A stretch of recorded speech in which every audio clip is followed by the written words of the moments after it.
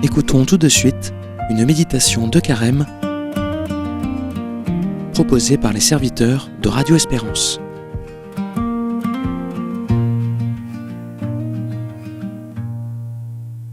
Seigneur, apprends-nous à marcher vers Pâques. Celui qui persévérera jusqu'à la fin sera sauvé. Matthieu 24, 13. La patience n'est pas spontanée. Nous vivons dans un monde de l'immédiat, où tout doit aller vite, où les résultats sont attendus sans délai. Le carême vient doucement contester ce rythme. Il nous rappelle que la vie spirituelle est un chemin qui demande du temps. Suis-je patient avec Dieu et surtout, suis-je patient avec moi-même? Les pères de l'Église voyaient dans la patience une véritable force spirituelle. Saint Grégoire le Grand écrivait que Dieu agit lentement pour que son œuvre soit profonde et durable.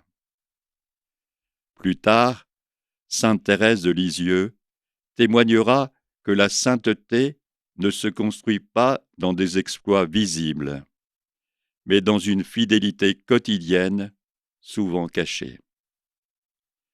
Dans notre époque, marquée par la précipitation, le pape François rappelait que Dieu n'est jamais pressé, parce qu'il respecte le temps de chacun et travaille le cœur en profondeur.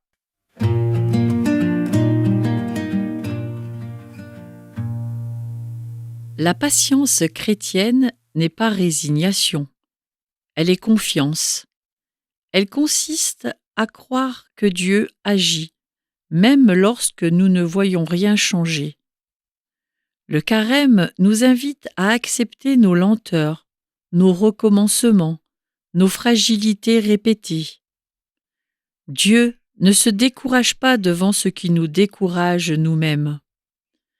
Peut-être que la conversion, aujourd'hui, ne consiste pas à aller plus vite, mais à consentir à avancer humblement, un pas après l'autre, en laissant Dieu faire son œuvre à son rythme. La patience devient alors une prière silencieuse, une manière de dire à Dieu « Je te fais confiance ». Que ces paroles continuent de nous accompagner aujourd'hui. C'était une méditation de Carême proposée par les serviteurs de Radio Espérance.